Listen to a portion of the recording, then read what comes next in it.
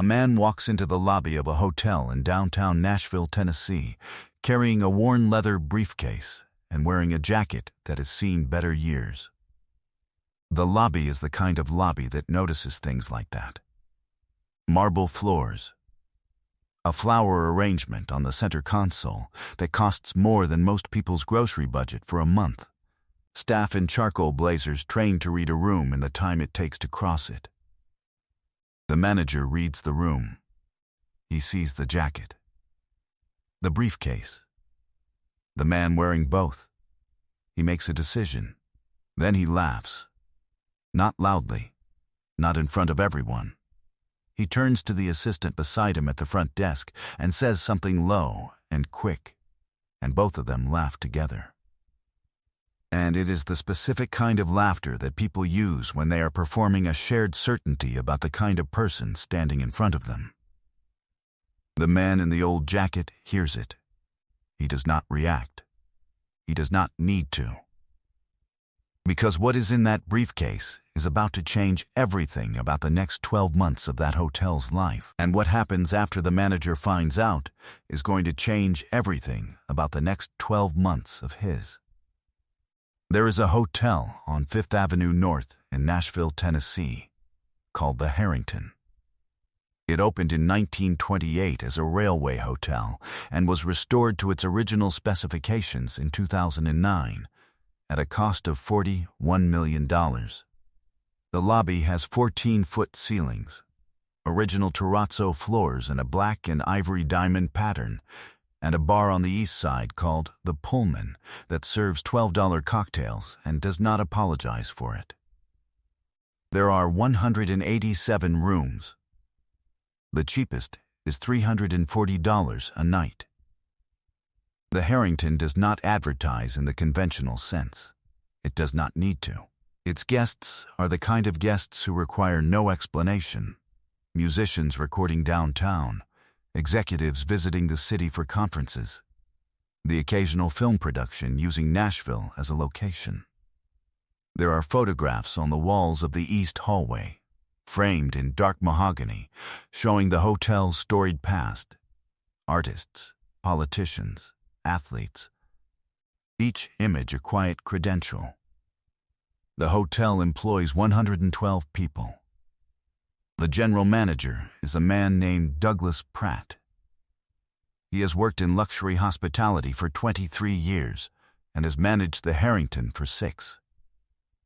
He knows the name of every regular guest. He knows which suites run slightly warm in summer and which views photograph best at golden hour, and which members of his staff need an extra word of acknowledgement and which need to be left alone to do their work. He is, by almost any measure, very good at his job.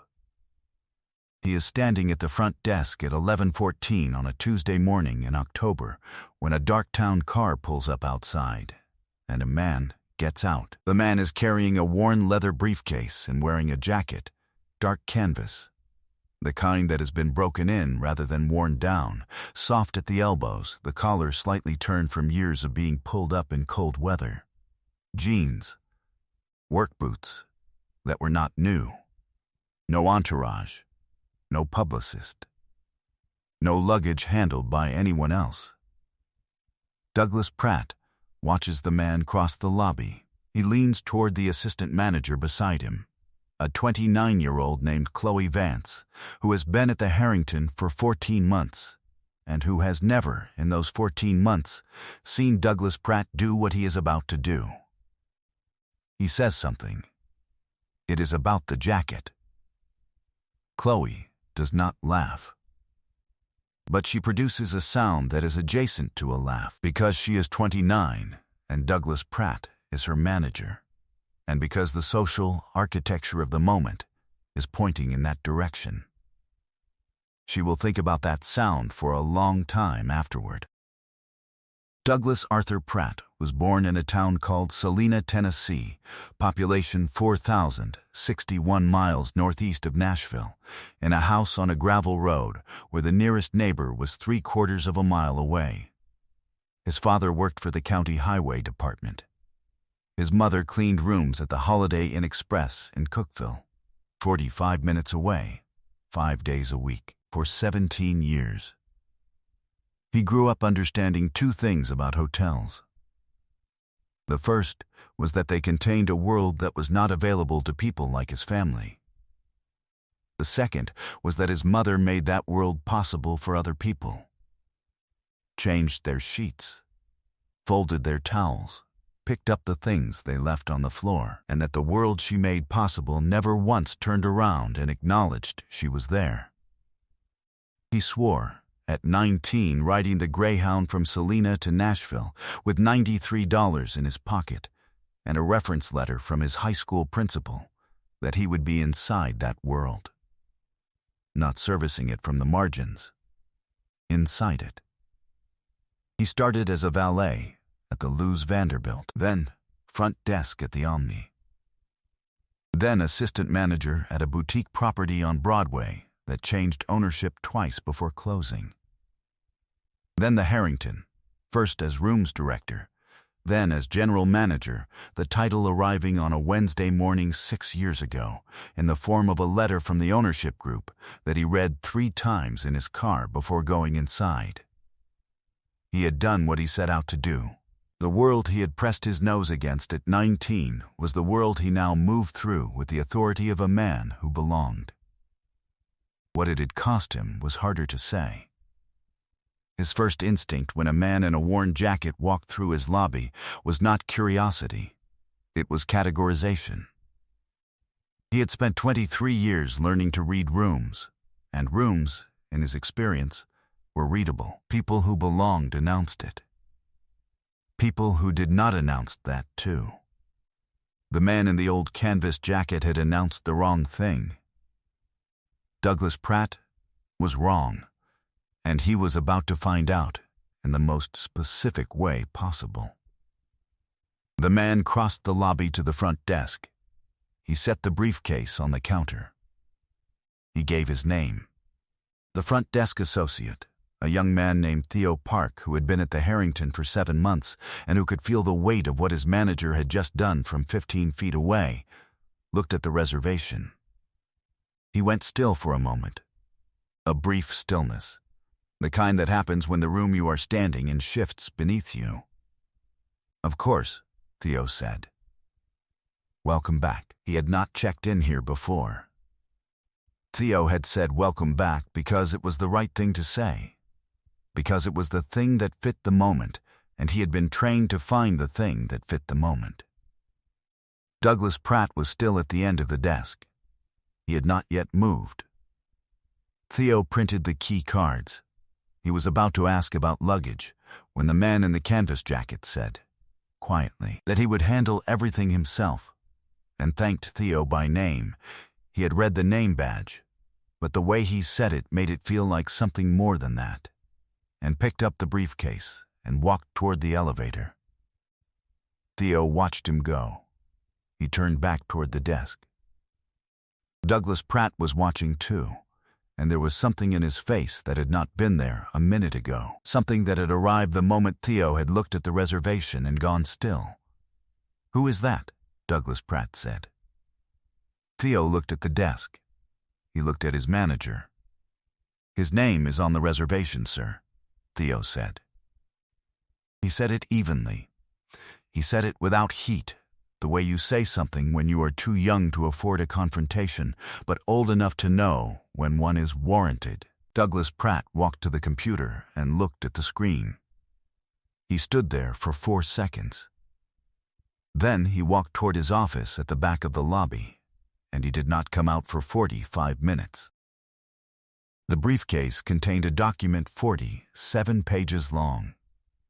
It was a proposal, formal, bound, printed on the letterhead of a production company whose name Douglas Pratt would have recognized immediately had he thought to look at the briefcase rather than the jacket. The proposal outlined a feature film.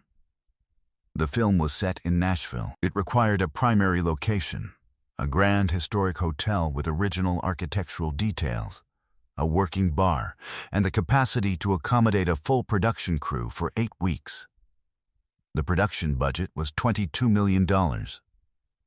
The hotel accommodation budget alone was $840,000. There was a location fee on top of that. There was a merchandise licensing clause. There were provisions for guaranteed bookings for the cast, crew, and visiting producers for the duration of the shoot. The man in the canvas jacket was not only an actor. He was, on this film, also a producer. He had been in Nashville for 2 days looking at candidate locations. The Harrington was the last property on his list. It was also, by a considerable margin, the most suited to what the production needed.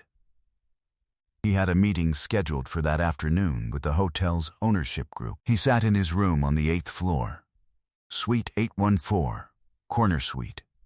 The view Douglas Pratt had told his staff photographed best at golden hour, and he opened the briefcase and set the proposal on the desk and thought about the sound he had heard crossing the lobby. He had heard sounds like that before. He had heard them in restaurants and on sets and in offices and in the specific social situations where someone looks at what you are wearing and decides they already know what you are worth. He had been famous for 25 years. The sound still surprised him. Not because he expected to be recognized, he often preferred not to be, but because the sounds were never really about recognition. They were about a decision someone had made before he opened his mouth. He thought about the young man at the front desk, the brief stillness, the welcome back that had been the right thing to say. He picked up the phone and called down to the front desk. Theo Park had been behind the desk for 11 minutes after Douglas Pratt went into his office when the phone rang. He picked up. "This is Theo at the front desk." "Theo," the voice said. "This is the guest in 842. I have a question." "Of course," Theo said. "How can I help? Is there a good place to get breakfast in the neighborhood? Not the hotel restaurant, something local." Theo thought for a moment. There was a place on Charlotte Avenue called Biscuit Love that he had been going to for 3 years. It was a 40-minute walk from the hotel or a 10-minute cab, and the line on a Tuesday was manageable. He said so.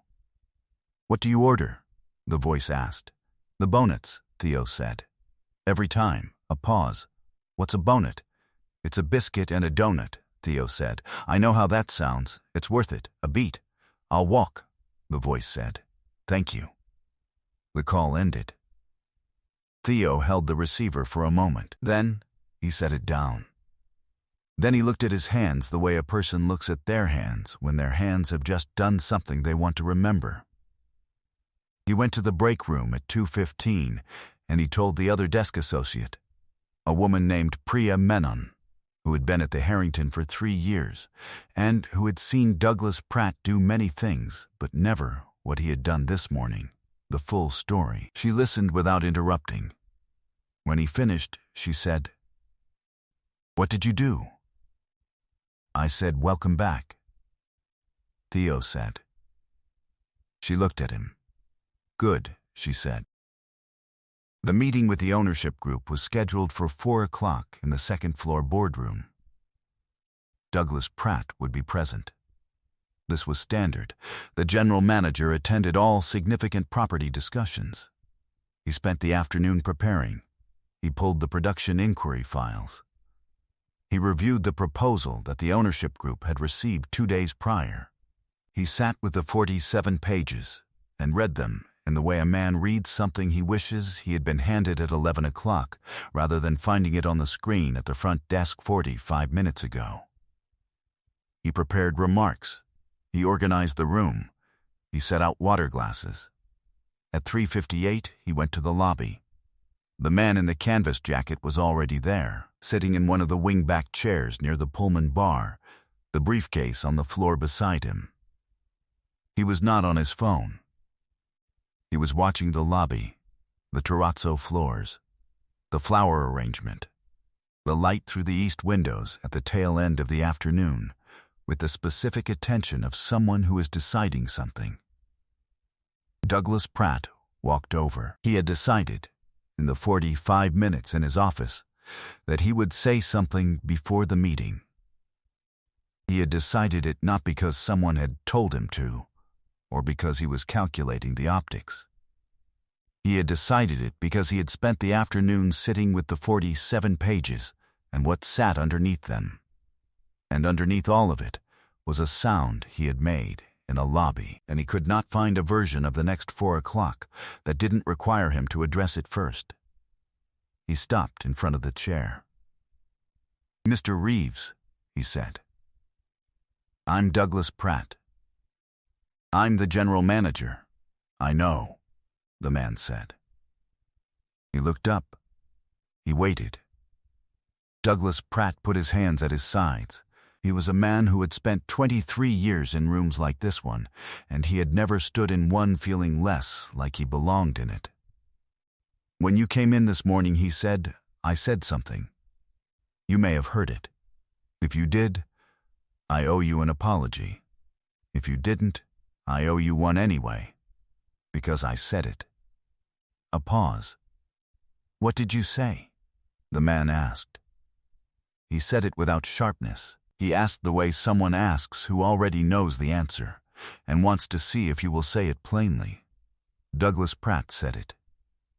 Plainly, the lobby was quiet for a moment. "I grew up watching my mother carry other people's luggage," Douglas Pratt said. "I swore I would never be the person standing at the other side of the desk. I have spent 23 years being very careful about that." He stopped. "And this morning I was exactly that person. And I'm sorry." The man in the canvas jacket looked at him for a long moment. Not coldly, not warmly, with the attention of someone who is deciding whether what they are hearing is the whole thing or just the front of it. Then he said, "How old were you when you came to Nashville?" Douglas Pratt blinked. 19. $93, the man said. Douglas Pratt went very still. "Your front desk associate told me," the man said quietly. "Not the amount. But I know what it looks like. The Greyhound, the reference letter, the $93 could have been any number." He looked at the lobby, the terrazzo, the marble, the 14-foot ceilings. "You built this," he said. "You shouldn't forget what it cost." Douglas Pratt opened his mouth. Nothing came out. The man picked up his briefcase and stood. He was the same height as Douglas Pratt, which surprised Douglas Pratt, though he could not have said why. 4 o'clock? the man said. 4 o'clock, Douglas Pratt said. They walked toward the elevator together. The meeting lasted 1 hour and 20 minutes. The ownership group asked the questions that ownership groups ask. The man in the canvas jacket answered them.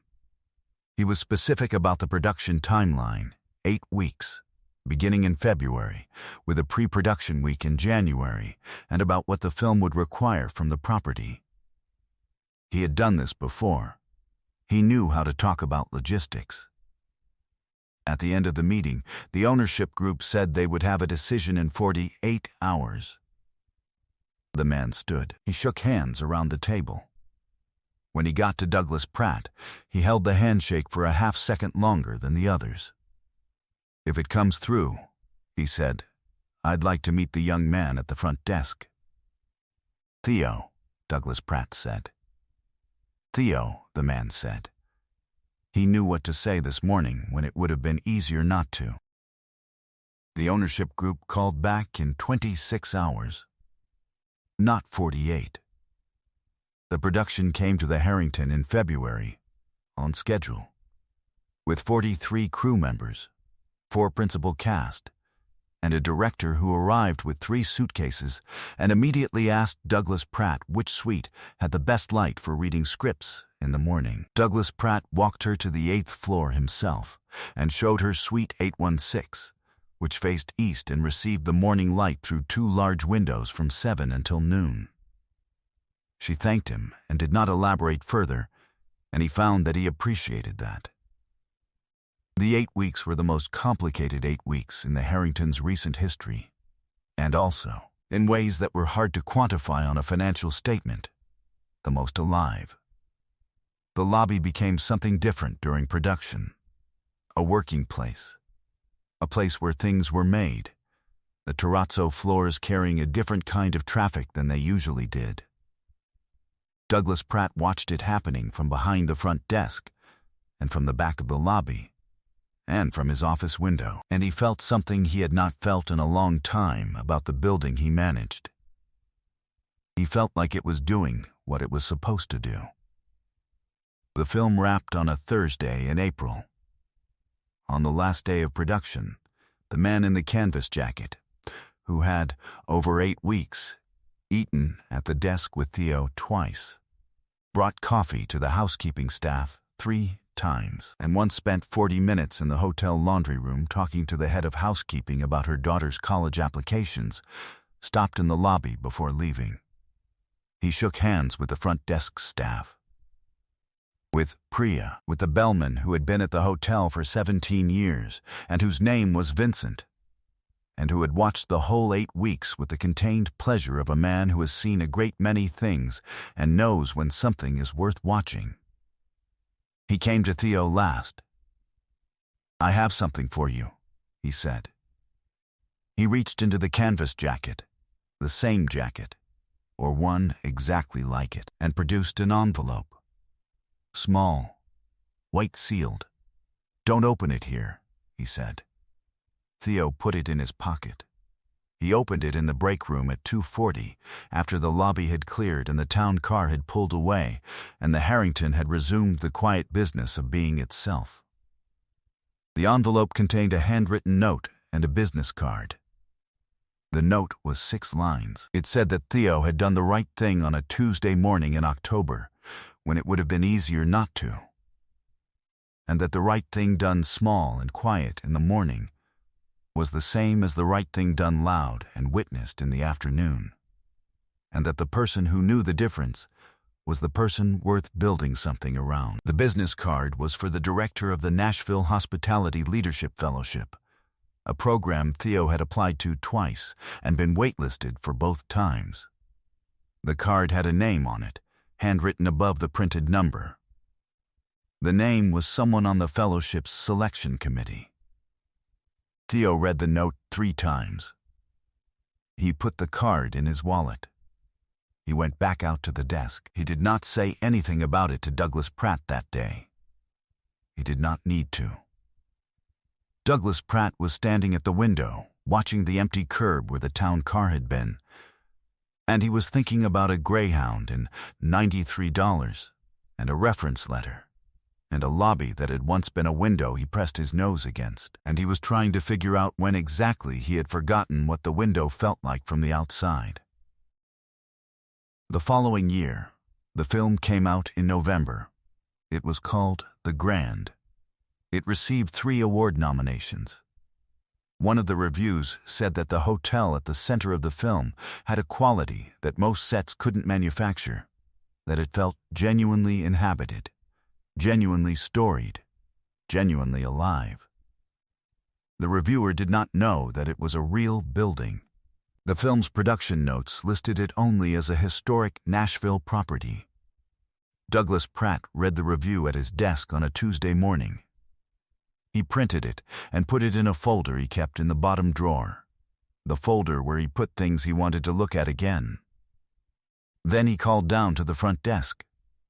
"Theo," he said, when the call connected.